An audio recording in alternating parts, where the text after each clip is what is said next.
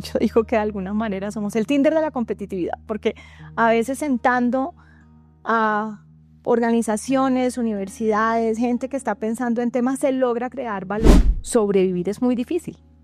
Entonces entramos además en círculos dañinos, porque la productividad de las personas también depende de que puedan tener tiempos de ocio, de que puedan descansar, de que se puedan enfermar tranquilamente. Nada de estas cosas pasan en la informalidad.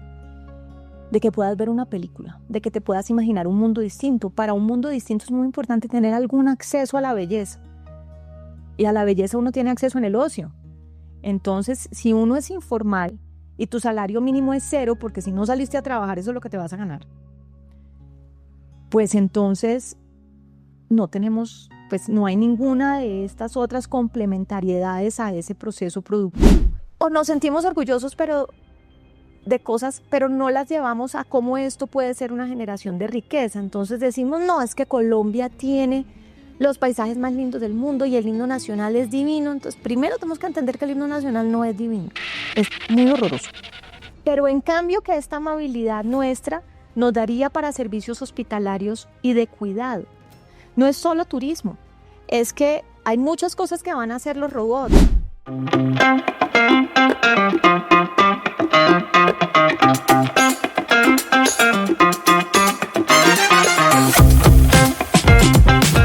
Me la paso pensando todo el tiempo sobre el mundo del trabajo en América Latina. Eso, pues, para ti que nos escuchas no es un secreto.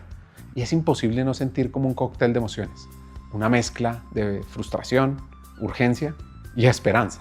Porque si lo miramos con honestidad, hay millones de personas atrapadas en un sistema que no premia el esfuerzo, que no valora el cuidado, que no reconoce lo invisible. Y eso me hizo acordarme de un libro que me leí en el colegio, que se llama La Divina Comedia. Porque hay quienes viven en el infierno laboral, sin estabilidad, sin tiempo, sin redes que los sostengan.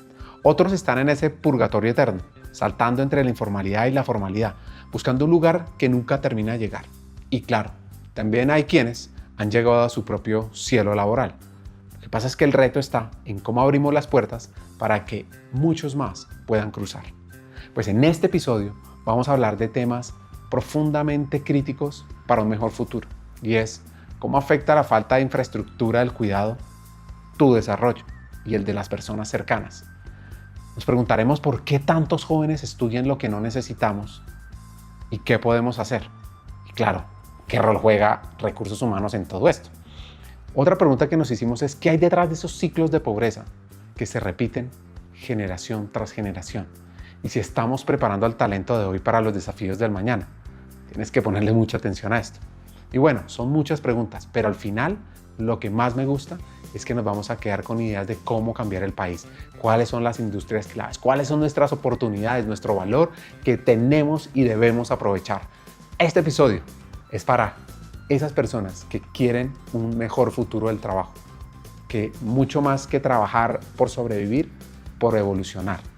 No es un tema político, no es nada más que cómo transformamos la calidad de vida de nuestra región. Entenderlo es urgente y necesario. Y tú, ponle atención a todo lo que vamos a escuchar, juegas un rol clave en este tema tan profundamente humano. El episodio 108 de Hackers del Talento es la historia de vida de nuestra invitada de hoy. Y fue la historia de vida hasta septiembre del 2022, lleno de hacks de liderazgo, anécdotas que la marcaron y reflexiones sobre la equidad en Colombia. Ana Fernanda Mayhuasca es una experta hoy por hoy en temas de competitividad de talento y educación. Así que la invitamos para profundizar en todo esto. Y para arrancar, antes de entrar en unos temas clave de país, de empresa, de personas, que no te lo puedes perder, retomemos donde nos quedamos, en el pasado. Desde ese agosto que yo la entrevisté del 2022 a hoy, ¿qué ha pasado? En mi vida. Pues, pero esto es porque tú hiciste las cuentas, porque yo no me hubiera acordado de cuándo, pero según las cuentas, cuando llegué había salido de la junta directiva del banco, pero no había llegado al Consejo Privado de Competitividad. Y creo que fue en agosto de 2021, llegué a este rol nuevo, que es un rol muy extraño, el de ser presidente del Consejo Privado de Competitividad, que es una organización rarita. Es una organización de origen empresarial sin ánimo de lucro que trabaja básicamente para construir una agenda construir y que sigamos una agenda de competitividad para Colombia. Es un grupo chiquito, es un grupo chiquito, pero de gente pilísima y además súper enamorada de las cosas que hacen. En la construcción de un bien público, lo cual es extraño que uno tenga tanta libertad de verdad construir y decir, es que esto que vamos a decir es porque pensamos que es lo mejor o lo que se tiene que realmente hacer en el país. Entonces ha sido una experiencia muy interesante y quizás lo más interesante es que por primera vez en mi vida, porque ya no soy un funcionario público, no tengo una camisa de fuerza que tienen los funcionarios, que es la dedicación exclusiva. Entonces puedo estar en otras cosas, puedo estar en otros proyectos pro bono que a mí me apasionan y en juntas directivas, y eso genera un aprendizaje holístico que a mí me parece fantástico y que antes no podía tener. Antes la función pública lo absorbe a uno sí está en muchos temas, pero uno no tiene el tiempo de procesar toda la información. Quiero que pienses en esto. En una democracia, tener la facultad no alcanza. Lo que se necesita es la licencia. Esa licencia no la da un decreto, la da la gente. Por eso, lo que hace Ana y su equipo en el Consejo Privado de Competitividad no es solo hacer informes, sino más importante, construir conversaciones que conecten política pública con la vida real. Ellos se definen como un tanque de incidencia, porque no se quedan en el papel, quieren generar impacto en 3 grandes plataformas: influir en políticas públicas, mejorar el funcionamiento del Estado y activar el sector privado para que no espere todo el gobierno, sino que se atreva a transformarse. Y lo más poderoso de todo, lo hacen sin protagonismo, sin ego. Una de las cosas que más me gustó es que dicen que son el Tinder de la competitividad, porque su rol es hacer match entre ideas, personas, regiones, empresas. Eso es lo que uno podría llamar liderazgo colectivo. Eso es cambiar el país desde la humildad. Entremos en materia. ¿Cómo está Colombia hoy en temas de empleo? ¿Cómo es ese diagnóstico tuyo, Ana? ¿Qué cosas hay buenas, regulares, malas y que hay que seguir haciendo bien? Entonces, primero pongamos los números gruesos de la foto. Nosotros tenemos la primera cosa que uno mira. De hecho, cuando estudia economía y le presentan un libro, además de Marras, de Eduardo Lora, que es donde uno aprende como todas estas clasificaciones. Van a ir próximamente. ¡Ay, fantástico! Solo voy a interrumpirte. O sea, yo me acuerdo en la facultad que uno le entregaban todos los libros de Eduardo Lora y yo decía, este señor, ¿quién es? Pero ha escrito todo. Entonces, hasta que la entrevisté, leí. Ya entendí. Sí. Entonces, ese primer libro de Lora, donde uno miraba las cuentas nacionales y todo, y uno primero empieza a decir, ok, entonces yo tengo toda la población, luego tengo la población en edad de trabajar. Luego de la población en edad de trabajar, yo tengo la población que está económicamente activo, y la otra la llamamos inactivo. Pero pues claro, cuando uno está pensando en esas definiciones, uno no se sienta realmente a decir, bueno, ¿qué carambas es que una persona esté inactiva? Pues es fundamentalmente que no haya estado buscando trabajo, y el DANE tiene ahí una definición de en qué ventana de tiempo no has estado buscando trabajo. Entonces, de ti no se presume que estás desempleado, sino que estás inactivo, porque no estabas buscando trabajo, entonces pues no se predica el desempleo de ti. La participación laboral es el porcentaje de la población que sí está o buscando o trabajando sobre esa población en edad de trabajar. En Colombia esa tasa de participación oscila entre el 63 y 64%, y dijéramos que en eso no somos o somos más vale por la positiva similares a otros países de la región. Sin embargo, cuando vamos a escudriñar qué hay allí, hay 3 cajitas. Una cajita que se llama los que están estudiando, que pues no están trabajando a pesar de estar en edad de trabajar ni buscando trabajo, porque están estudiando, y eso es un súper positivo. Luego hay otra cajita que se llama oficios del hogar, y luego hay otra cajita que se llama otros. Yo nunca he podido saber qué hay en otros, es un misterio que yo no he resuelto. Voy a ponerme en eso. Preguntarle a Eduardo. Exactamente, ¿qué hay en otros, por favor? Pero hay una cajita que a mí me llama mucho la atención también por mis discusiones de género, que es oficios del hogar. Y mientras que la participación como total de la inactividad es más o menos 60-40, más mujeres inactivas que hombres, pero ya en esta cajita, que además es aproximadamente el 55% de todos los inactivos, es decir, es un poco más de la mitad, el 90% son mujeres. Entonces, y arranco por ahí, no por arrancar con el tema de género, sino porque me voy a ir moviendo desde los inactivos hacia los que ya participan pero no encuentran, los que encuentran pero es informal, en fin. Entonces, ahí hay un primer tema de improductividad en el que yo creo que como sociedad pensamos poco. Yo creo que cuando de alguna manera llegamos a un equilibrio en que cuando hablamos de las discusiones de género, la gente descartaba esto como una cosa de viejas. Y perdónenme como lo digo, pero es que así es como lo dicen la gente. No, no, es que hay una conferencia de viejas. Ay, no, es que nos toca. Y yo creo que no nos damos cuenta cómo en realidad hablamos de una discusión primero que involucra a los hombres activamente, es decir, hay mucho sufrimiento por muchas cosas de los estereotipos y roles de género tradicionales, pero adicionalmente hay una discusión de productividad, porque estas personas probablemente no trabajan o no, ni siquiera ofrecen sus horas laborales porque no tenemos una infraestructura del cuidado que permita que se haga una asignación eficiente de los tiempos. Entonces, estas personas podrían estar generando ingresos y yo estoy segura que lo necesitan, la mayoría de ellas, no todas, pero no pueden porque al no tener una infraestructura del cuidado, pues esos oficios del hogar, como dirían en la casa de uno, no se hacen solos. Entonces, alguien tiene que hacerlos y esto nos roba la capacidad de estas personas de estar en el mundo productivo primero, pero además, obviamente, las condena a ellas a círculos de pobreza.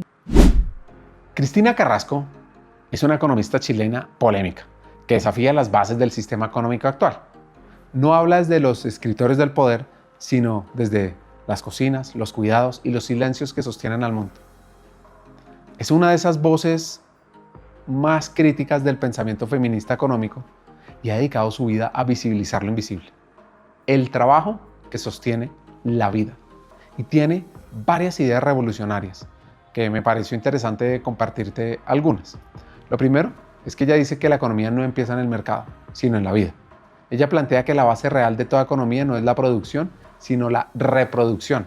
El trabajo de cuidar, alimentar, limpiar, sostener, porque sin eso no hay ningún otro trabajo existente. Lo segundo es que ella habla de que hay que poner el cuidado en el centro.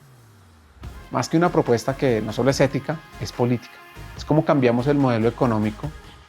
Significa un poquito más dejar de pensar en términos de eficiencia financiera y empezar a medir el bienestar real, la sostenibilidad de la vida y la equidad del tiempo. Y por último, otra idea es que la solución no es pagar por cuidar, es transformar las relaciones. No solo es mercantilizar el cuidado. Para ella el gran salto es repartirlo entre géneros, entre clases, entre el Estado, el mercado y la comunidad. Eso, dice ella, es justicia social con visión de futuro. Y yo me pregunto, si tú te puedes imaginar un país que mida su riqueza por el tiempo que sus ciudadanos tienen para cuidarse mutuamente. Cristina ya lo está soñando. Y esto me lleva a la siguiente pregunta a nuestra invitada y es, ¿qué hacer con la economía del cuidado? ¿Cómo innovar? ¿Y qué oportunidades hay hoy? Yo creo que una de las experiencias más valiosas que hay en eso es Manzanas del Cuidado. Y ahí entonces vamos a hacer la cuña completa. Tienes que traer a Diana que te cuente y además para que te cuente con granularidad cómo funcionó eso. Y creo que hay aproximaciones que pues, acá hemos tenido cosas como las madres comunitarias, en fin.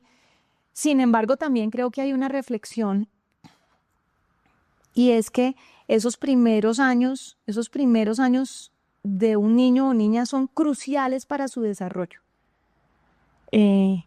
Para las personas que hemos sido padres, primero más o menos grandes, es decir, que tuvimos nuestros bebés cuando ya no andábamos de juerga, primero y segundo, pues que tuvimos la oportunidad de haber leído muchas cosas, de habernos preparado, por lo menos intentado prepararnos, porque uno preparado nunca está para esa maternidad. Eso, yo recuerdo esta cosa tan horrible de decir, ay Dios mío, o sea, estoy en estos primeros 5 años, me estoy jugando todo, pero es que es verdad, en esos primeros 5 años nos estamos jugando todo. Esos son los cimientos de esa persona. Es muy difícil que a los 13 años haya cosas que si los cimientos quedaron un poco mal, podamos realmente recuperar. Entonces, también es verdad que esa infraestructura del cuidado, un pedazo es ese cuidado amoroso que es importantísimo. El amor es importantísimo para los seres humanos, pero también hay una cosa de la estructura con la cual hay que generar los estímulos y ese desarrollo de redes neuronales de estos chiquitos que a veces en momentos en el que están generándose por millones. Y por eso también estos oficios hay que, de alguna manera, darles el espacio de que esto no es solamente decir que una mujer por ser mamá es quien debe prestar ese servicio, llamémoslo, y también la consideración de que quizás pues ese no es el espacio productivo donde ella es más eficiente, es decir, que la asignación eficiente nos daría a que gente que realmente quiere especializarse en estas tareas de cuidado y de esa estructura que hay que brindar en la primera infancia se dedique a eso y que estas personas las podamos asignar, pues que ellas escojan otros oficios en los que son más eficientes. Entonces, creo que hay experimentos bonitos donde se ha maximizado un poco con los recursos que tenemos, pero creo que tenemos que continuar pensando que esa infraestructura del cuidado es fundamental, ahí sí para la productividad, del país de largo plazo, porque finalmente esos ladrillitos determinan lo que nos va a pasar cuando tengamos adultos en la fuerza laboral. Entonces, esa es la primera cajita, esa es una primera cajita donde la foto no es muy buena. Okay. Tenemos una segunda cajita y es que ya estamos en la fuerza laboral y entonces en la fuerza laboral están los que encontraron trabajo y los que no. Los que no encontraron aproximadamente es el 10% de esa población económicamente activa. Tratan y no encuentran. Y no encuentran y luego ya no encuentran, es decir, porque esa rata de desempleados en Colombia, pues no es que tú todo el tiempo estés desempleado, es que en ese momento le estás. Pero esa distinción es importante porque si tú tienes un 10% y siempre es el mismo 10%, esa es una situación porque tienes unas personas que todo el tiempo están acumulando capital humano y recursos, en fin. Pero es que no es así. Es que muchas de estas pasan acá y pasan acá y pasan acá. Entonces, pues no tengo personas que estén acumulando sistemáticamente. Y esa es una tasa alta y estructuralmente alta. Es decir, nosotros no solamente tenemos un 10%, y aquí estoy redondeando números, a lo largo del ciclo tenemos momentos en los que bajamos al 9%, en fin, pero nos movemos alrededor de un 10%, pero además, si echamos una serie para atrás, nos vamos a encontrar que es muy persistente. Nosotros no logramos bajar sustancialmente ahí por fuera del pico del ciclo. Yo sé que a todos nos encanta aplaudirnos cuando estamos pues creciendo al 7% diciendo que el desempleo bajó, pero no somos capaces de mantenerlo muy por debajo de ese 10%. Entonces, esa es la segunda cajita, las personas que no logran encontrar trabajo, y eso ya dice mucho, porque esto quiere decir que no lo encontré ni formal ni informal. Te quiero poner a reflexionar. Te voy a hacer la siguiente pregunta y es, ¿qué pasa si pensamos en la productividad del país no desde las oficinas o las fábricas, sino desde las cunas? Porque es que los primeros 5 años de vida son el cimiento de todo lo que vendrá. Si ahí no se pone cuidado, si ahí no hay estímulo, no hay amor, no hay estructura, entonces no estamos criando talentos, estamos hipotecando el futuro. El cuidado, como dice Ana Fernanda, no es un asunto doméstico, es política económica. Es tiempo de dejar de ver el cuidado como un rol natural de las mujeres y empezar a verlo como una infraestructura clave para el desarrollo de cualquier país. Sin cuidar a quienes cuidan, ¿qué sociedad va a aguantar? Así que una de las preguntas que le hago a Ana es ¿qué también estamos construyendo esa base invisible sobre la que se sostiene todo lo demás? Si yo estoy ocupado, dentro de los ocupados tengo la población formal y la población informal. Y ahí entonces a la historia hay que sumarle que alrededor del 56%, para que no me acusen pues de que los estoy inflando hacia arriba, pues más de la mitad de esos ocupados van a estar en la informalidad. Y una porción muy importante va a estar en una cosa que llamamos el cuentapropismo, que es un término muy colombiano. El cuentapropismo, esas personas que trabajan de cuenta propia. ya. Y que muchas veces yo creo que los confundimos o decimos, es que Colombia es un país muy emprendedor.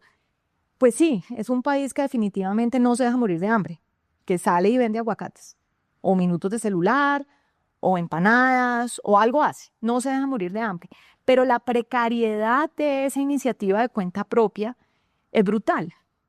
Entonces, fíjate que cuando ya vas, por eso decía yo como que cuando uno va recorriendo en mi imaginario el libro de Lora y me voy pasando por todas las categorías, pues yo tengo un montón de productividad atrapada o no explotada o no aprovechada, porque la palabra explotación no corresponde, pero no aprovechada. Y esta no es una historia que sea mortificante en tercera persona, es que para estas personas sobrevivir es muy difícil.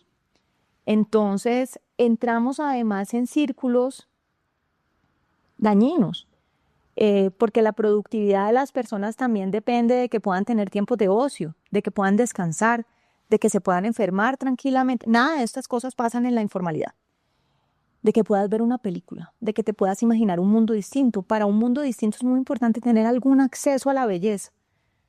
Y a la belleza uno tiene acceso en el ocio. Entonces, si uno es informal y tu salario mínimo es 0, porque si no saliste a trabajar eso es lo que te vas a ganar, pues entonces no tenemos, pues no hay ninguna de estas otras complementariedades a ese proceso productivo.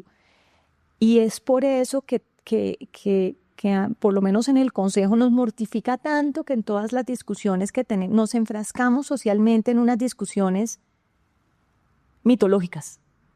La reforma laboral, el salario mínimo.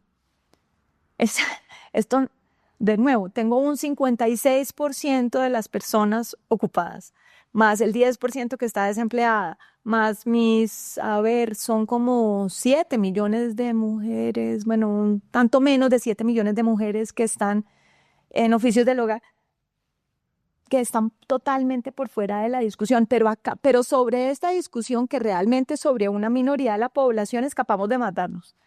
Y eso habla también del nivel de conciencia que tenemos.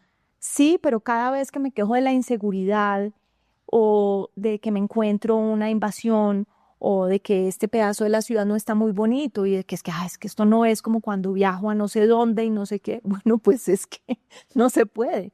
No se puede cuando tengo personas que no pueden acceder a niveles mayores de ingreso porque esta es la estructura de ese mundo laboral. Hagamos una pausa aquí y reflexionemos sobre lo siguiente.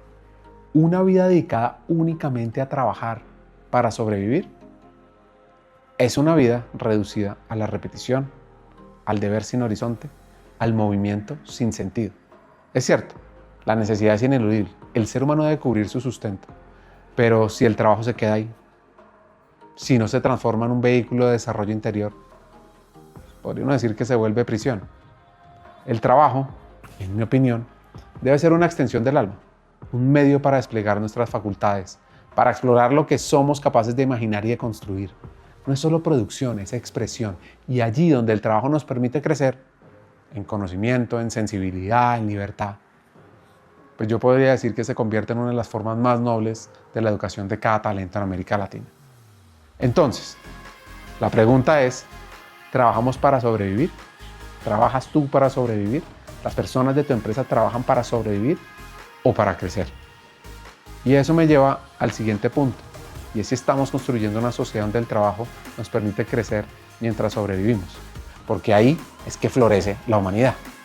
Y según lo que yo estoy oyendo, según lo que hablamos con Ana, acá, nosotros los colombianos y en América Latina, trabajamos más para sobrevivir que para crecer. Sí, sin lugar a dudas. El 86%, y aquí no me vayas a preguntar el dato de qué año es, porque ahora me acuerdo, pero el 86% de las personas que están en informalidad ganan menos de un salario mínimo.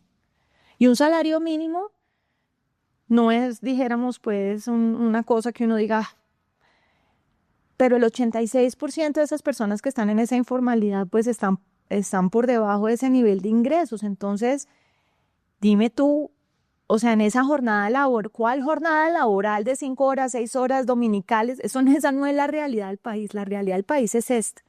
Por eso cuando miras, yo no sé si han visto que hay unos grafiquitos que a veces salen por ahí de las horas trabajadas. Colombia trabaja un montón de horas a la semana, un montón de horas improductivas, pero un montón de horas a la semana.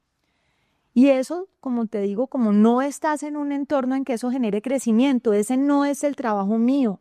en el que yo todos los días aprendo cosas, en el que todos los días converso con alguien interesante que estimula más despacio que cuando tenía 3 años, pero que crezcan redes neuronales, perdón, que yo aprenda de otras cosas, que mañana me entere que hay otra app de inteligencia artificial que hace algo que me mejoraría un montón mi productividad y me enteré porque tuve una reunión con alguien o oí una conferencia. De ese no es el mundo en el que estamos hablando. Estamos hablando de unas personas que tienen unas horas infames de trabajo sin ninguna red de protección social y con ninguna capacidad de que esa espiral vaya hacia arriba, ¿no? Dice en el informe del 2024 del Consejo Privado Competitiva, que te lo recomiendo, que la palabra flexible fue la más asociada sobre el futuro del mercado laboral. Y esto tiene que ver con destacar la necesidad de adaptabilidad ante tantos cambios tecnológicos y económicos constantes. Esta flexibilidad es crucial tanto para las empresas, que deben responder rápidamente a las fluctuaciones del mercado, como para los trabajadores, que necesitamos actualizar nuestras habilidades y roles dentro de las tantas nuevas demandas laborales cambiantes que estamos viviendo. Lo otro que me gustó mucho de este informe es que hay 3 términos que se mencionan, que resaltan, que es igualitario, equitativo e inclusivo. Y esto refleja una creciente demanda por un mercado laboral mucho más justo y accesible. Un entorno inclusivo no solo responde a principios éticos, también hace que se optimice el uso del talento disponible, mejora la productividad y fomenta el crecimiento económico. Es decir, todos ganamos. Ahora, con esa información y con cómo están las cosas en América Latina, yo me pregunto quién gana y quién pierde con esta situación. Porque es que siendo tan retadora, no entiendo quién puede tener la victoria. Dijéramos que hay de todo. Y yo primero quisiera quitar de la discusión el dolo, porque creo que varias veces cuando pensamos en las discusiones de los equilibrios que tienen que cambiar, muchas veces decimos, el que no lo deja cambiar es que no, es un ser malvado que no lo deja cambiar. Y pues no creo que sea el caso, pero sí es el caso que nosotros los trabajadores formales estamos imaginariamente representados por un movimiento de trabajadores, por el sindicalismo de una u otra manera. Y ha habido, esa asociación sindical que ha sido muy importante para la humanidad y que logró conquistar derechos que eran fundamentales, que las personas trabajaran, que en ese mundo formal, precisamente es que la diferencia es que en este mundo formal pues trabajamos horas razonables, tenemos acceso a protección social, tenemos derecho a la asociatividad, en fin, pero quizás no nos damos cuenta que en este entorno, donde no somos ese país de la OIT soñado, somos este país con estas cifras que te acabo de dar, todos esos cuidados que tenemos con el trabajo formal, y esta es mi metáfora a ver si les resuena, las convertimos en una casa que se ve muy bonita. No es pues un apartamento en Nueva York, pero es una casa muy bonita y mucho más bonita que la que en la mayoría de los colombianos o colombianas y personas que viven en este país, no tienen por qué ser colombianos, pueden acceder. Entonces yo voy y miro cómo está la casa y digo, yo quiero entrar, ¿no? Pues la puerta está en el 3er piso. Dice salario mínimo, entre otras. Y no hay escalera y no hay ascensor. Entonces, parte del punto es que entre más nos soñamos que la casa sea mejor, la puerta va subiendo del 2º al 3er piso y al 4º piso y hace que sea más inalcanzable por esta realidad de empresas. En Colombia el 96%, hay diferentes fuentes, pero vamos a redondear en el 95%. 95% de las empresas son micro, pequeñas o medianas, son chiquiticas. La productividad de esas empresas, porque la productividad crece con la escala, por lo menos en Colombia, eso es lo que nos muestran los datos de la encuesta de micronegocios del DANE, del Emicron, es que esas empresas a medida que aumentan el número de trabajadores, aumentan en productividad por euro. Pero como tengo tantas chiquitas, pues son empresas muy improductivas. Entonces el ingreso, vamos a suponer que las empresas todo lo que hacen es pan. Este es un país que produce pan y come pan, economía de coquito. Esas empresas producen poquitos panes al día. ¿Y cómo pagan los salarios? Pues de los panes que produzco, hay unos panes que dedico a los salarios, pero si yo no produzco muchos panes al día, yo no puedo pagar mejores salarios y no puedo dar toda la protección social que quisiera y no puedo cargar esa carga. Entonces, una de dos, o los dejo en la informalidad, es decir, pues no contemplo todo este marco de la casa linda, entonces esa casa de nuevo es inocua porque la gente no puede entrar, o sencillamente pues me quedo en una escala mucho más chiquita. Y eso hace que esos niveles de informalidad estén presentes en las personas, pero también en las empresas. Esa es la realidad de este país. Claro, cuando tenemos esas discusiones de que es que los empleadores y los empleados se sentaron en una mesa, estamos hablando de una parte chiquitica de la población empresarial y una parte chiquitica de la población empleada. Y entonces tenemos esa discusión que no tienen nada que ver con esta realidad. Entonces, ¿quiénes ganamos? Ganamos los que somos empleados formales, porque tenemos un montón de beneficios que además no vayan a pensar que les estoy hablando de que son extraordinarios, pero siguen siendo beneficios que no son acordes a lo que esas empresas chiquitas, que son las empresas colombianas, pueden pagar, ni que nosotros mismos podemos construir, porque para un emprendedor yo les estoy contando una realidad que ustedes conocen mejor que yo. Y es que cuando yo emprendo y digo, bueno, listo, entonces yo me voy a independizar porque esto no me gustó, y entonces empieza a hacer tus propias cotizaciones como independiente de la seguridad social. Mira cuánto tiempo pierdes rellenando la pila. No, pero funciona súper bien, en 1 hora estás así. 1 hora no es poquito tiempo, cuando tienes que además vender, pero además pensar, pero además producir. Entonces, ¿por qué ganamos productividad con la escala? Porque cuando contratas a una segunda persona, esa persona ya de pronto se hace cargo de la pila, entonces tú puedes seguir vendiendo y así. Pero todo leemos es de un esfuerzo porque quisimos tener la casa linda cuando todavía no estábamos listos para tenerla. Y pues podemos protestar y patalear y decir, pero por Dios, es que estamos hablando de las cosas mínimas. Bueno, sí, pero es que la realidad es que no podemos costearlas con la estructura de productividad que tenemos. Entonces, sí hay un ganador, que son las condiciones del empleo formal, y por eso nuestra gran frustración es que en la mesa de negociación de salario mínimo y cuando vamos a discutir de la reforma laboral, allá no están representados mis desempleados, ni mis informales, ni mis mujeres inactivas dedicadas a oficina. Uno oye una cantidad de gremios, asociaciones que representan todo tipo de empresas e industrias. Pero yendo a Ana Fernanda, creo que uno de los puntos clave en todo esto es que no hay una entidad que represente las necesidades, retos y sueños del sector informal. Sí, pues entendamos este sector y por qué sigue siendo mejor negocio para mucha gente estar en lo informal que en lo formal. Eso es cierto desde el punto de vista de ese cuentapropista, del que decidió que emprendía, entre comillas, de nuevo, pues eso es una mal verbo para usar. Entonces dicen, pues, ¿por qué no me formalizo? Porque aquí estoy con mi actividad económica, pero yo todavía no produzco lo suficiente para pagar todos esos costos. Entonces, yo no sé, esto de que sea un mal negocio, pues de nuevo, es el tipo de cosas que hemos dicho una y otra vez en 1000 recomendaciones. Hemos hecho algunas cosas al respecto, no las suficientes, obviamente. Pero yo creo que tenemos que pensar más integralmente en eso que llamamos el mal negocio. Entonces, hay una parte que medio conocemos, y es que si tú te formalizas, vas a tener que cumplir con una reglamentación compleja. Vas a tener que tener cargas pecuniarias, porque tienes que entrar, por ejemplo, a pagar ciertos impuestos, pero además, si quieres ser formal y cumplir con todos los requisitos, tienes que, por ejemplo, registrarte en las cámaras de comercio, y ese registro cuesta y tienes que renovarlo anualmente. Hay cosas que no entiendo, que a veces incluso me sacan la rabia, y es que hacen lento todo y más enredado y más costoso.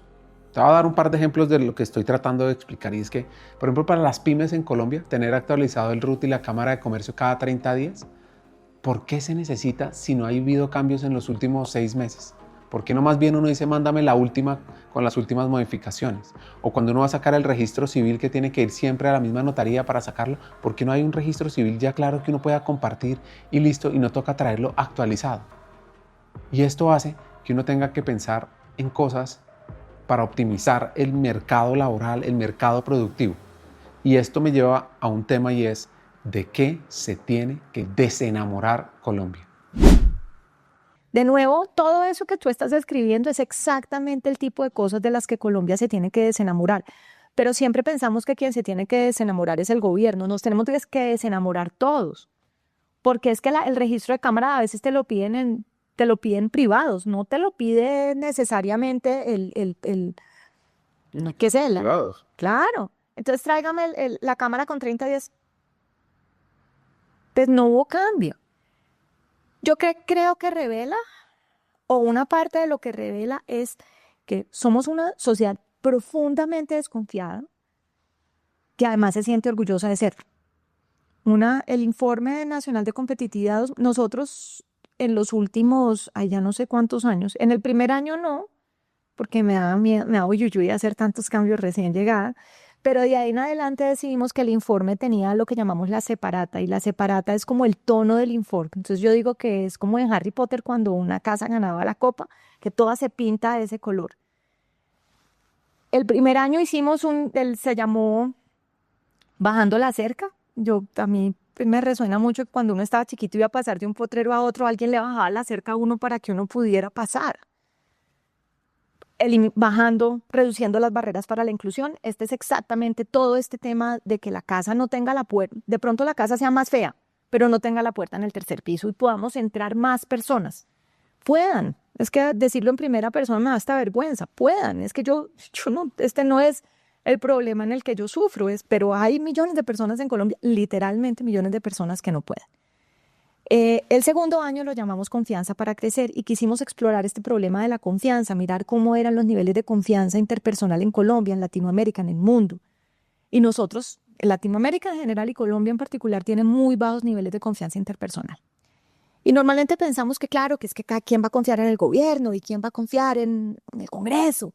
No, es que no confiamos los unos en los otros. Pero no somos conscientes de eso y además en esta desconfianza vivimos en una cierta superioridad moral en la que pensamos que yo soy digno de confianza, tú no, pero yo sí. Entonces a ti te pido la cámara ¿no? Con menos de 30 días de expedición y acabo de incrementar los costos y así todo el día. El no confiar hace que, por ejemplo, nos demoráramos un rato en que el comercio electrónico ganara participación cuando entramos en pandemia, porque la gente dice, yo no sé a dónde estoy pagando, qué tal que no me devuelvan la plata. Sabes que recientemente no sé si seguíamos teniendo, pero teníamos una tontería y era que si tú, por ejemplo, dejabas y aquí de nuevo sí hablando pues de la gente que tiene menos vulnerabilidades, pero si tú tienes una cuenta bancaria y querías domiciliar los pagos de servicios públicos, es decir, que automáticamente te debitaran, entonces había una norma que decía que una vez tú pagabas, tú ya no podías reclamar nada. Entonces la gente no domiciliaba.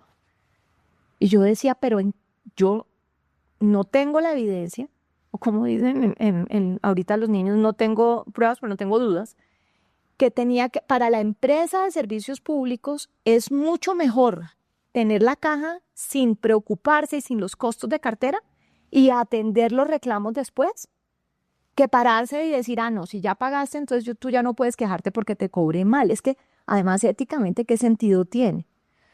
Pero además ustedes lo deben vivir. Yo tengo en particular una pelea casada con los sitios de uniformes para los colegios de élite de Bogotá. Todos compramos los uniformes en los mismos sitios. Un ejemplo de monopolio brutal y me cuesta trabajo entender por qué los colegios refuerzan este ciclo. Entonces le compré una camisa a mi hija y llegamos y la camisa tenía, ¿sí sabes esos plastiquitos que les ponen debajo del cuello? Sí. Le quité el plastiquito del cuello y le hice así y mi hija me dijo, no mami, porque cualquier cosa, la tela no me queda, es obviamente demasiado grande. La volví a doblar, la metí, recibo. No, es que usted ya le quitó el plastiquito del cuello. Ese es un privado, ese no es un público, ese no es el gobierno, esa no es una norma, esa es la forma de pensar. Entonces, últimamente mi frase repetida es que el problema de competitividad en Colombia está en la mitad de las dos orejas de las personas.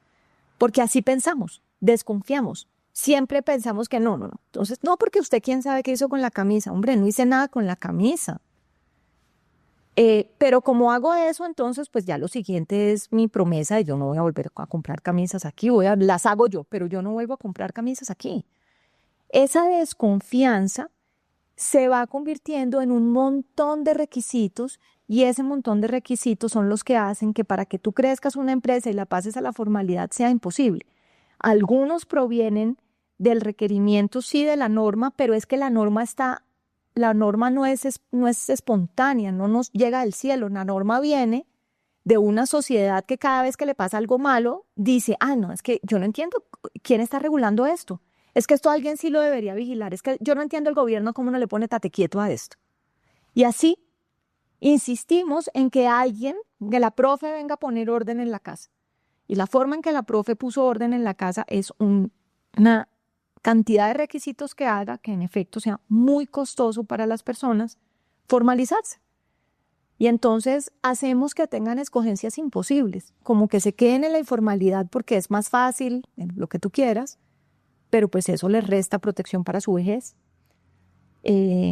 colchones de seguridad en momentos de crisis de alguna u otra especie, como son, por ejemplo, el acceso al sistema financiero formal, en fin.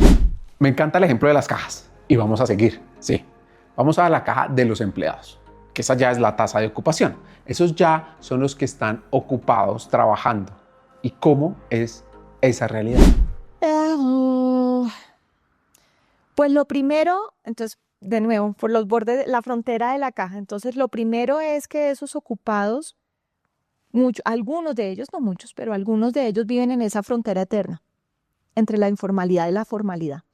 Eso es lo que hace que cuando miremos el mundo pensional nos digan que solamente se pensionan el 25% de las personas. Y entonces uno podría decir, pero un minuto, no entiendo. Si hay 45%, estoy redondeando, 45% de formales, ¿por qué no se pensiona 45%? Porque es que ese no es el mismo 45% siempre. Entonces, la primera debilidad de la cajita es que yo a veces ¿no? La construcción, por ejemplo, la construcción es muy cíclica. Entonces, tú puedes tener un empleo formal hoy, pero se acabó la obra. Entonces, pues lo siguiente ya es o el desempleo o la informalidad. Cuando ya me voy moviendo, digamos, hacia acá, pues encuentro que tengo ocupaciones que les cuesta todavía, es decir, tenemos un problema de pertinencia, de la pertinencia al entrenamiento. De 2024 a 2025 tuvimos 2023 a 2024, ya no lo sé, tuvimos una mejora en esa pertinencia. Uno de los indicadores que nosotros miramos es qué porcentaje de empresas manifiestan tener muchos problemas para encontrar el talento que necesitan. Y esa cifra era altísima, estaba llegando al 70%, como les digo, ya no recuerdo si es el 23%, pero el penúltimo dato era llegando al 70%. Revisé antes de venir y ese dato bajó al 59% y eso ya es realmente esos 10 puntos porcentuales, pues no es una ganancia menor, porque sistemáticamente lo que encontramos era que las empresas no encuentran el talento que necesitan. Entonces ya en ese mundo de la ocupación no tengo las habilidades que se necesitan, que en la fuerza laboral en las personas no tengo las habilidades que necesito. Entonces si no tengo las habilidades que necesito es difícil que yo tenga la productividad de esta que va a hacer que crezcamos mucho para que podamos incorporar a muchas personas en la casa. ¿Cómo se mide ese indicador? Es una encuesta de una organización que se llama el Manpower Group y lo reporta para todo el mundo. Entonces, seguramente tendrá debilidades, la muestra, lo que tú quieras, pero lo reporta para todo el mundo. Entonces, nos podemos comparar con Polonia y con Francia. Y eso, pues, para nosotros es poderoso porque también te da un sentido de relatividad. Este problema de pertinencia tampoco es que sea exclusivo de Colombia. Pero los motivos sí son distintos. En muchos casos es porque no tienen población joven. Aquí realmente, pues, les acabo de hacer el recorrido. Tenemos la población, la tenemos disponible, no está trabajando, está mal pagada y sin embargo no logro que se incorpore a los puestos que sí hay. Entonces fíjate que al punto de Lora, incluso a esa propaganda que hoy en día sale muchas veces en trabajo sí hay. Sí, pero es como si yo dijera, hay trabajo para cacatúas rojas. yo acá tengo canarios, entonces pues trabajo sí hay, pero no para la gente que vive en este país. Entonces tengo que reentrenarla, tengo que pensar distinto desde la primera infancia en cómo es que estamos entrenando a nuestro talento.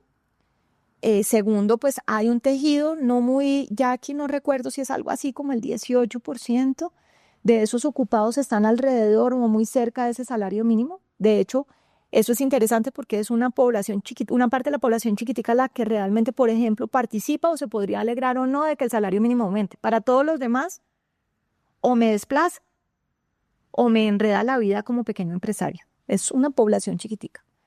Ahora, esa población, muchas veces de ese salario mínimo vive toda la familia. Entonces, eso no quiere decir que por haberse logrado entrar a la casa hayan salido de la pobreza. Porque uno de ellos entró a la casa y con él llegaron todo el resto del hogar. Entonces, fíjate que cada vez ahora tenemos que hablar de otra cosa porque si no va a salir deprimidas muy temprano por la mañana para estar en este mood. Estamos todavía en el diagnóstico. Yo sé, pero todo esto es un refuerzo de ciclos de pobreza.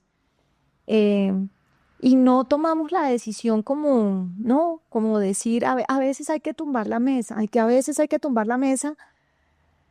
Y esto no, y hay uno de esos frases que yo no me acuerdo quién dijo, porque yo no me acuerdo de nada, pero hay alguien que dice que el dicho común es que uno pide fuerza para aceptar lo que no puedo cambiar. Yo creo que nosotros de verdad tenemos que pedir fuerza para cambiar lo que no podemos aceptar y esto no es aceptable. Entonces cada que nos preguntamos, pero es que ¿por qué hay tantas personas pidiendo limosna en la calle? O no, es que este país tan violento con todos estos muchachitos en pandillas y que roban y...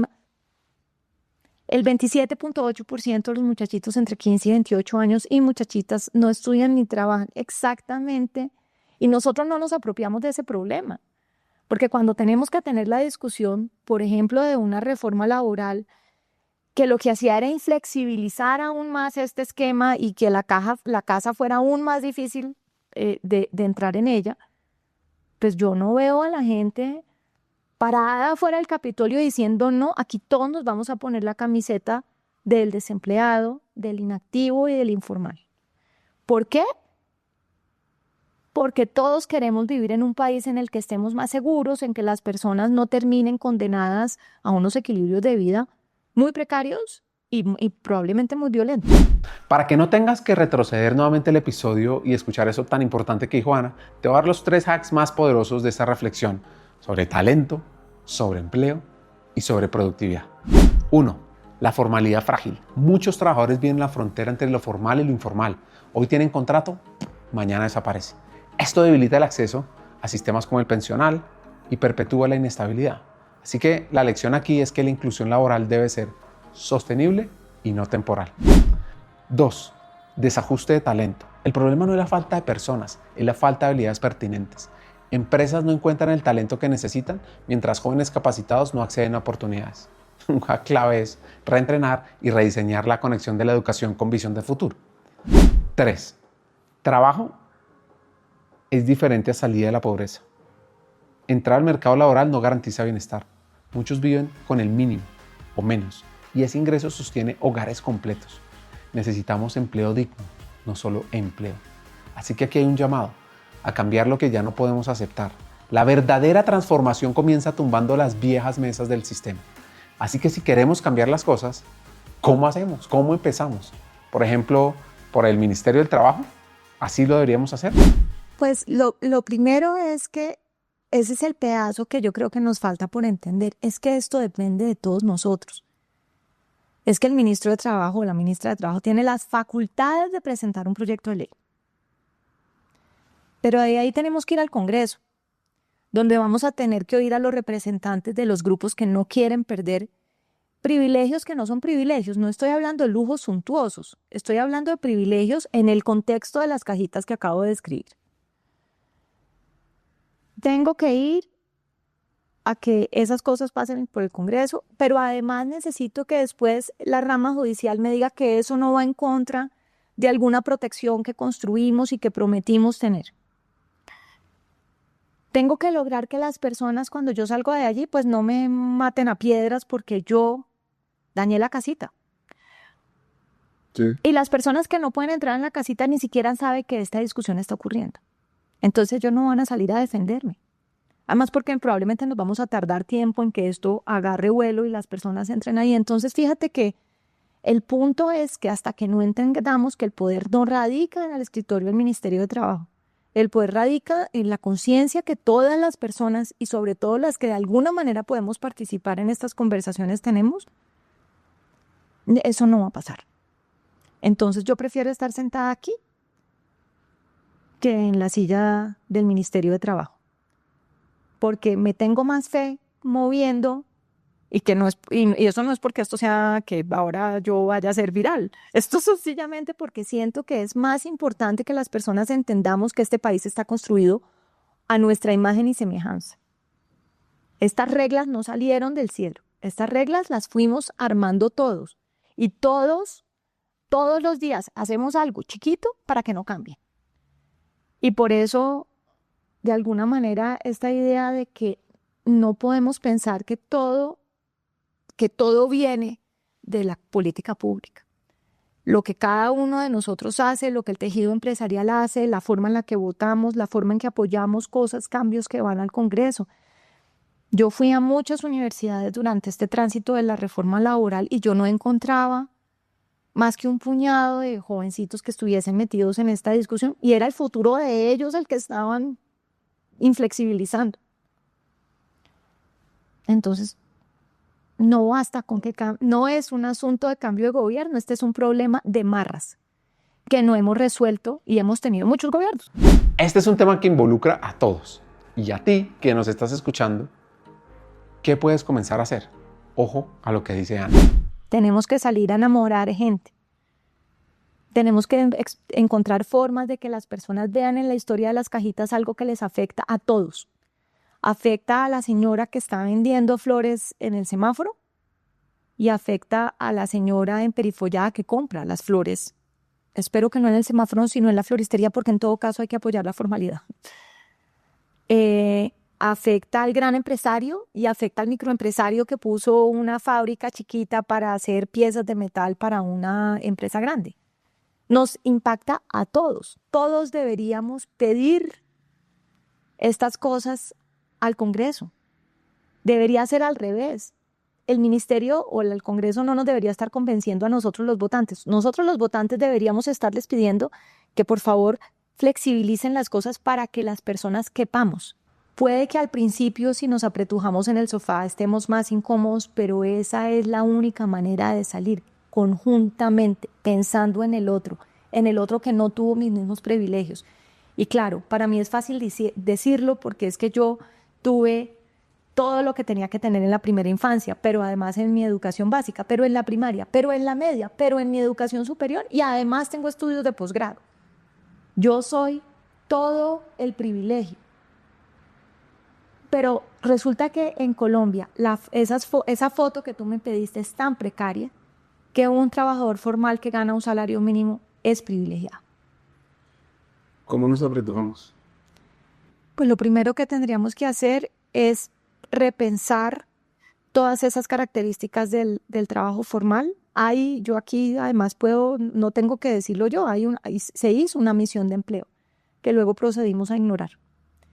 Hay una misión de empleo donde se presentan... O la de... Se hizo al finales del gobierno Duque. La presidió Santiago Levi, que es un hombre que ha estudiado estos temas laborales en toda Latinoamérica, para arriba y para abajo y para bla, bla, bla, bla.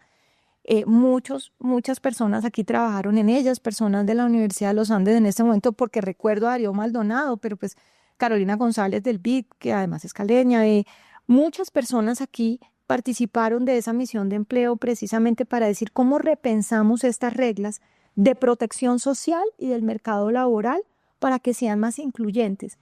Y se cuidaron incluso de no ser formulaicos en la recomendación, sino de tratar de que se abriera un diálogo en torno a esto.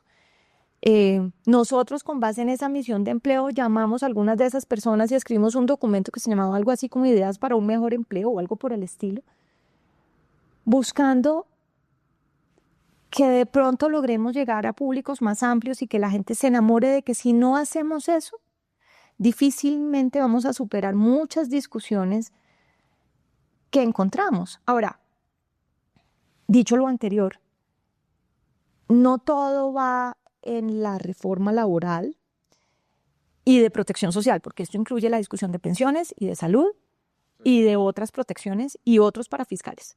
Todos. Lo que pasa es que cada vez que van a tocar mi redil, entonces, no, eso sí hay que cambiarlo, pero lo mío no.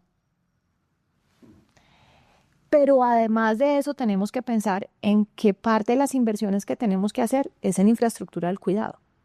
Por ejemplo, que tenemos que tener inversión en plataformas tecnológicas. Suena como de otro planeta, pero dime cómo es que si yo, por ejemplo, decido que hablo inglés, entonces voy a ser profe de inglés por las tardes, entonces yo salgo de mi trabajo y hago una hora de inglés, entonces yo tengo que poder aquí registrar que yo dicté una hora de inglés, y si quieres que te pregunten a ti qué fue el que te dicté para que confirmes, tú chuleas y confirmas una hora de cotización porque yo trabajé esa hora, y después por la noche te dije que yo me quedaba con tus chiquitas mientras ustedes iban de parranda, entonces yo voy a ser de niñera, 3 horas por la noche, bueno, si se emparrandaron mucho, 5, y entonces yo voy a poner aquí, y entonces tú chequeas y tú dices, sí, en efecto, Ana Fernández hizo ese trabajo, y entonces tenemos que modernizar la discusión. Pero esta es una discusión donde nosotros todavía estamos discutiendo cómo reivindicamos los derechos que no logramos formalizar en las leyes en 1950. Entonces, por resolver problemas del pasado, que es esos como síntomas de la colombianidad, es que resolvimos muy mal los problemas en el pasado, eso es cierto, aquí ha habido mucha violencia y mucho sufrimiento, pero por vivir reivindicando y tratando de sanar esas heridas, nos la pasamos abriendo heridas nuevas y no permitiéndole, de alguna manera yo ya digo, nosotros los que tenemos más años tenemos que de alguna forma decir, aquí hay que hacer una apuesta renovada, una suerte, comillas, de borrón y cuenta nueva, porque esta idea de los sufrimiento histórico no es que no me conmueva, no es que no entienda, es que sencillamente a veces tenemos que decir, por favor, démosle un chance a esta nueva generación.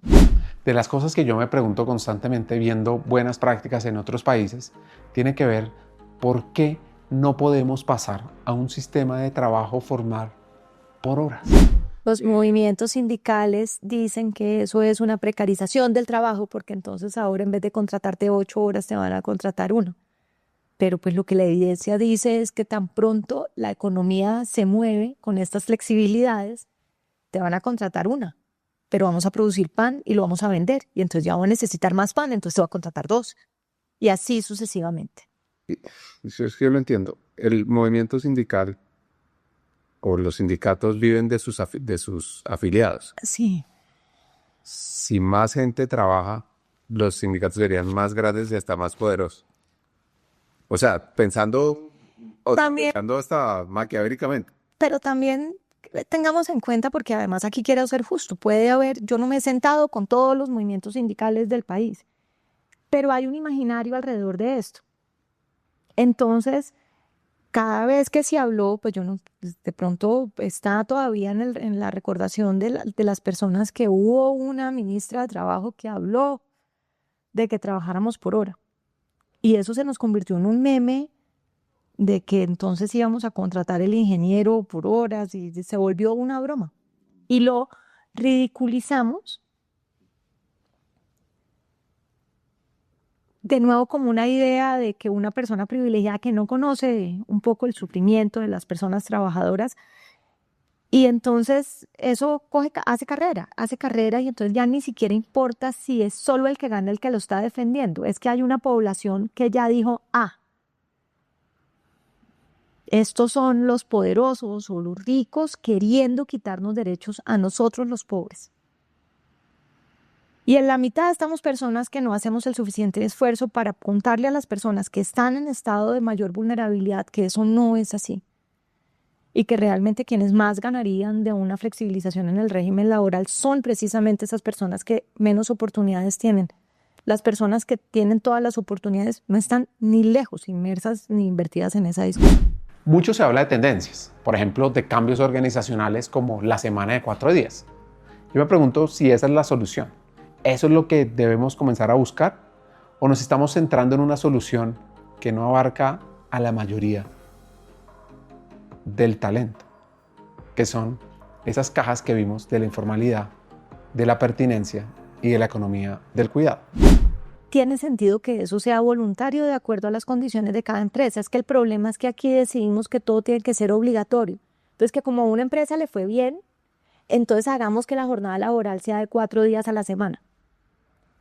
Y resulta que entonces, detrás de esa empresa tengo que tomar la decisión de cómo está operando la tienda de la esquina. Que es pues que la tienda de la esquina dice, pues yo 4 días a la semana nos morimos de hambre.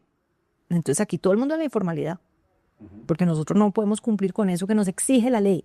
Entonces el punto es, para ciertos tipos de negocios, para ciertos tipos de empresas, para ciertos tipos de comunidades laborales, en el Consejo Privado de Competitividad que nosotros trabajemos de forma remota está perfecto. Para otros oficios no funciona de forma remota, tiene que haber alguna presencialidad.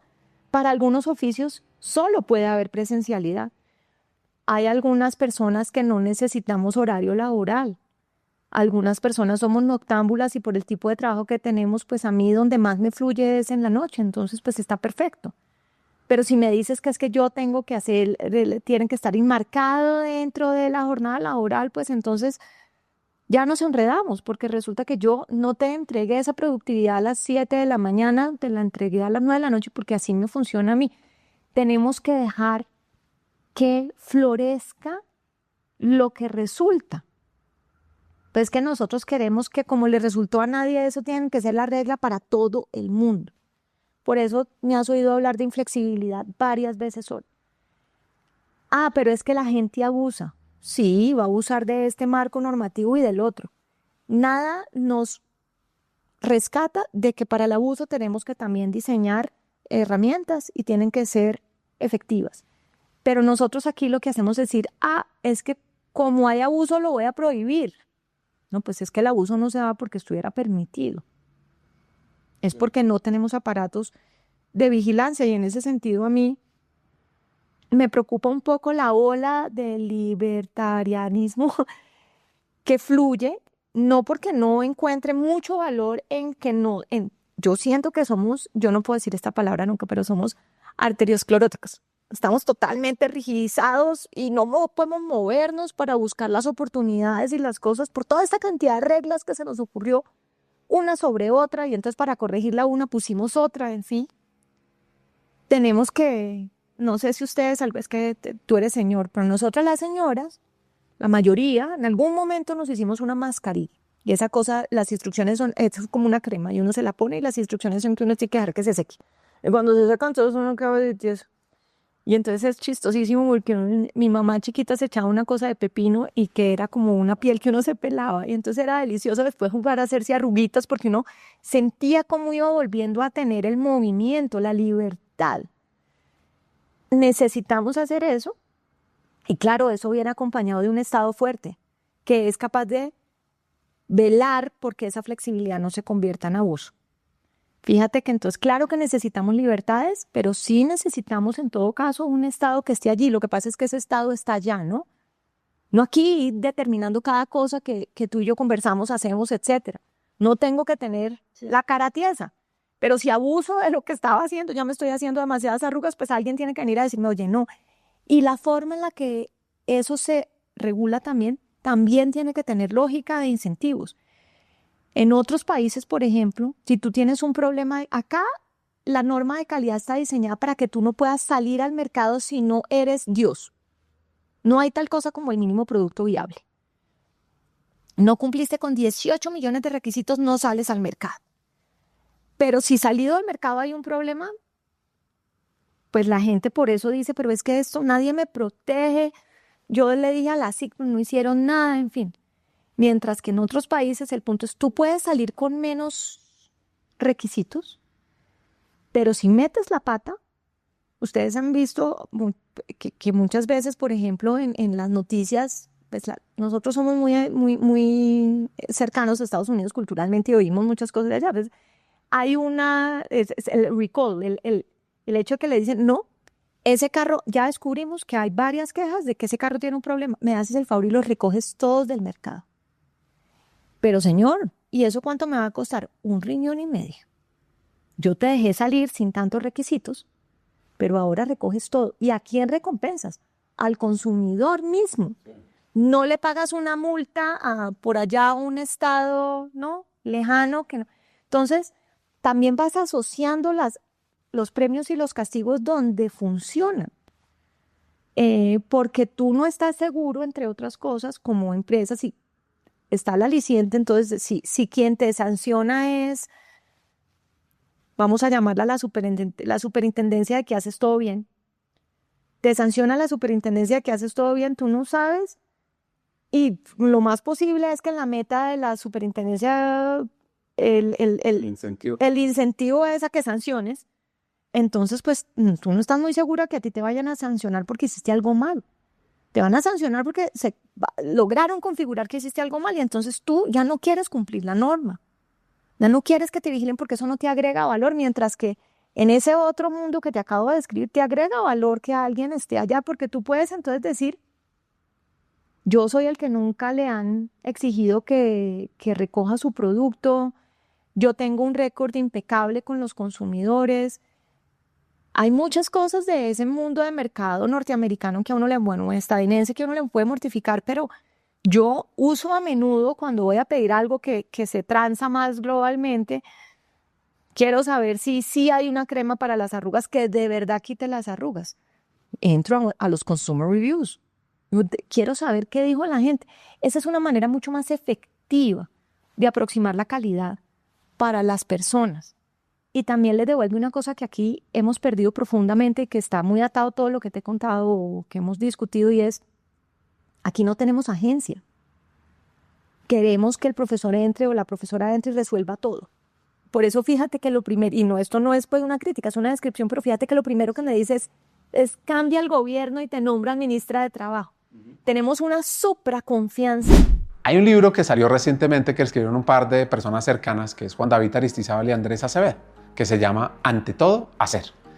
Y en varios de los capítulos tienen muchas ideas, pero me quedo con esto que dice lo siguiente, y es que hacer porque nada sucede sin acción. Hacer porque nadie rescata al náufrago, salvo él mismo.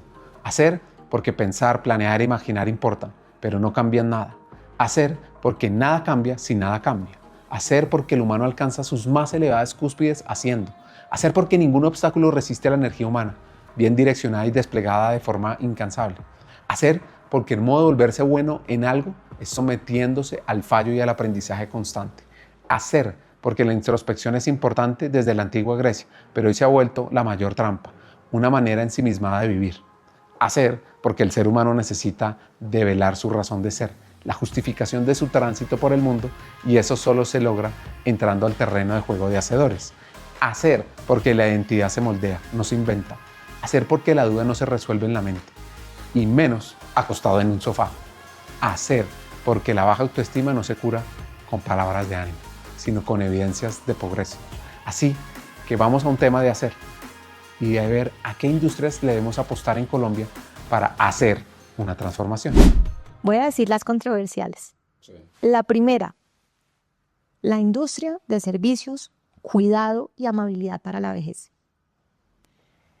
Nosotros siempre vivimos pensando en esas cosas que no tenemos, entonces no tenemos los skills tecnológicos y no tenemos la preparación en tecnologías de la información y nos falta robótica, pero en cambio somos una nación amabilísima, cuidadorcísima, y ahí tenemos un activo invaluable. Pero en lugar de explotarlo, nosotros de esas cosas vivimos es como soslayándolo. Como que nos sentimos orgullosos. O nos sentimos orgullosos de cosas, pero no las llevamos a cómo esto puede ser una generación de riqueza. Entonces decimos: no, es que Colombia tiene los paisajes más lindos del mundo y el himno nacional es divino. Entonces primero tenemos que entender que el himno nacional no es divino, es muy horroroso. Pero en cambio que esta amabilidad nuestra nos daría para servicios hospitalarios y de cuidado. No es solo turismo, es que hay muchas cosas que van a hacer los robots, pero hay una amabilidad, unas cosas que van a ser el recurso escaso. Justamente cuando la inteligencia artificial vaya y haya automatizado muchas cosas, dime cuánto no van a querer pagar porque alguien te haga un masaje, sobre todo si es tu fisioterapeuta y tú ya tienes unos pocos más de años y empiezas a darte cuenta que ya no funcionas derecho si no te hacen 3 masajes al mes. Entonces, uno necesita más cuidados y la población del mundo se está envejeciendo y dado que nosotros tenemos una tasa de cambio que hace que una persona de ingreso medio en un país desarrollado aquí sea rica, le podemos prestar infinidad de servicios. La economía de plata para nosotros debería ser una apuesta definitiva. Deberíamos decirle al mundo, vengan y envejezcan aquí. Claro, tenemos un problema de seguridad y es por eso que todos deberíamos estar obsesionados por resolverlo, porque nos estamos perdiendo de esa hospitalidad que realmente nos distingue. Y se lo puedes preguntar a cualquiera. Yo no he visto, esto no lo estoy diciendo, ese no es el tipo de cosas de que hay, no es que los colombianos somos trabajadorísimos. Sí, pero somos improductivísimos. No, este es el tipo de cosas que tú le preguntas a un turista y salen enamorados de este caos, porque pues yo lo amo, yo nací y vivo aquí felizmente, pero esto es un caos y sin embargo la gente se enamora. Se enamora de este caos y todo el mundo te pregunta que si es cierto que hay un restaurante que bailas en las mesas y todo el mundo te pregunta qué es eso del lulo, que entre otras no entiendo por qué nos hace una superpotencia mundial. Y voy a la segunda industria. El mundo tiene que alimentarse. El mundo está naciendo a tasas menores, pero también se está enriqueciendo y come mejor y necesita más comida. Nosotros tenemos mitad del país, si quieren dibujen una diagonal así después de la cordillera y miren toda la tierra que tenemos. Una parte selvática y ese es uno de nuestros terceros negocios, es ver cómo convertimos esa riqueza medioambiental en riqueza. Pero una parte es tierra arable para la que además no tenemos que deforestar nada. Y la tierra sigue siendo un insumo necesario para mucha producción de alimentos, no para todo, pero para mucho. El sol y el agua. Ninguna de esas 3 cosas se puede crear con inteligencia artificial y nosotros las tenemos. Entonces sí, claro, ojalá la inteligencia artificial y el desarrollo tecnológico sea un socio, un partner en este desarrollo productivo, pero ojalá nos diéramos cuenta que hay unas cosas que nosotros tenemos y que no son artificialmente construibles, pero más importante que eso es que eso el mundo lo necesita y lo quiere. Quizá en ese sentido debía haber empezado al revés. ¿Qué necesita el mundo? El mundo está envejeciendo, necesita quien cuide y haga amable esa vejez. Está solo. El mundo está solo, necesita compañía, compañía humana, no a Alexa leyéndole las noticias.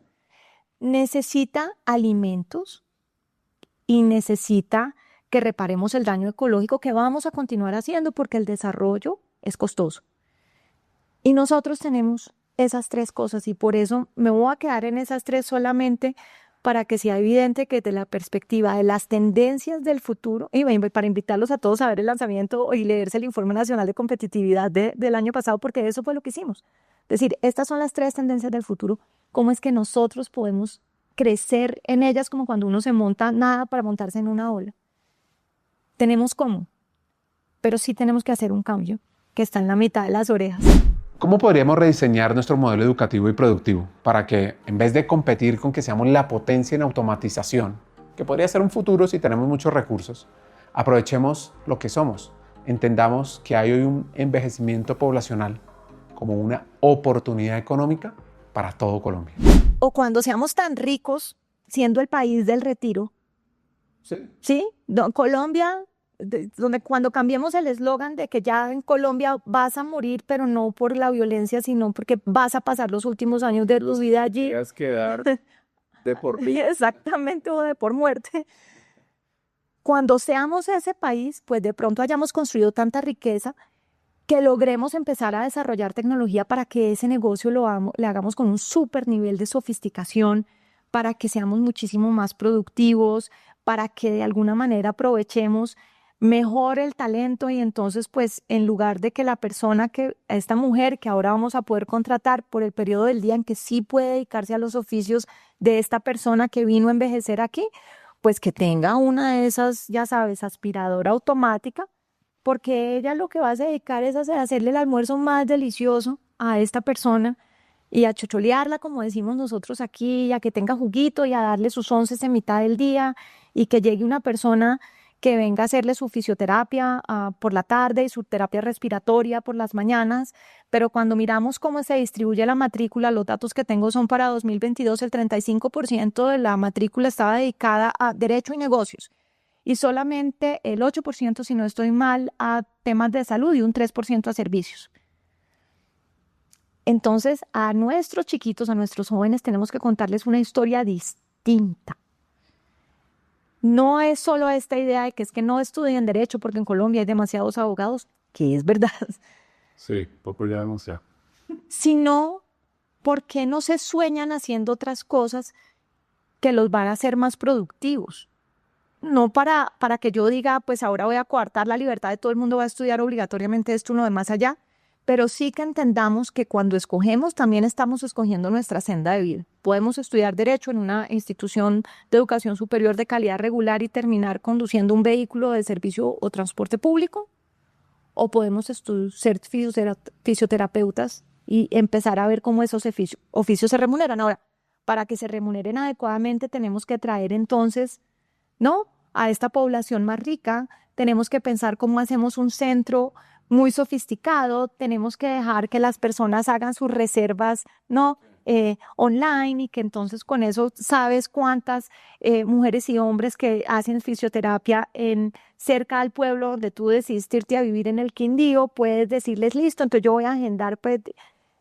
Fíjate que todo esto no va en contra de la sofisticación, solamente aprovecha algo que el mundo necesita y que en un factor muy único yo tengo. Este episodio lo oyen CEOs, vicepresidentes de talento, líderes de Colombia, personas que están arrancando en el mundo laboral. Y quiero que ahora Ana nos dé ideas de cómo cambiar Colombia o mejorarla desde lo que aporta cada uno de ustedes que están ahí viendo el video o escuchándonos. Sí, trabajando. Tenemos que hacer más podcasts, pero además tenemos que viajar más, tenemos que contar más las historias por fuera de los núcleos urbanos más grandes. Tenemos que entusiasmar a los más talentosos, es decir, y es importante saber, hay gente que tiene talentos y hay gente que tiene talentos. Yo soy una persona talentosa, yo me comunico bien. No vendí crispetas en el colegio. Entonces, nunca me contaste el negocio con tu mamá. No, pero la que lo montó fue mi mamá, pero yo nunca he sido un emprendedor, yo siempre he sido un empleado. Entonces, así yo digo que por cada 5 cursos de liderazgo deberíamos tener 10 de liderados. Ponemos los énfasis en unas cosas particulares. Hay gente que es talentosa para emprender, a esa gente deberíamos antojarla de estas otras cosas. Claro que podemos tener bases tecnológicas, pero podríamos estar construyendo imperios de cuidado geriátrico, y hay que buscarle otro nombre. En el Quindío podemos tener imperios de cuidado geriátrico en otras zonas que no son solamente la cafetera. Yo creo que hay también una zona costera muy linda, por ejemplo, el Tolima. Yo creo que los llanos probablemente es más un sitio donde podamos fomentar la aventura y esta otra cosa más, ¿no?, salvaje e inhóspita, en fin. Y lo hemos ido haciendo, pero yo creo que tenemos que antojar más inversión innovadora en transformar eso que tenemos en fuentes de riqueza. Y seguro hay alguien más inteligente que se le ocurre algo distinto. Por ahora lo que hacemos nosotros es evangelizar, presentarlo en el informe, contar historias bonitas en el informe, en la presentación del informe, sobre todo cada vez más. Siempre llamamos videos porque queremos que la gente vea que hay alguien de carne y hueso detrás de una historia loca. En el último llevamos una persona que hoy en día, pues una empresa que se llama Juan Matas, que exporta rambután y mangostín. Rambután es una fruta que uno se come en un restaurante malayo y nosotros la estamos... Una cosa asiática. Sí, pero se da en el Meta. Y el mangostino se da en el Meta, pero también en Tolima. Entonces... y lo más importante, lo compra el mundo y lo compra caro porque el mangostino tiene más propiedades que un señor corrupto. Es fantástico. Entonces, hay unos sueños que se materializan y esas personas no se quedaron en que si el problema, que si el impuesto, que el ICA, porque todas esas cosas siguen siendo ciertas, pero aún así hay progreso.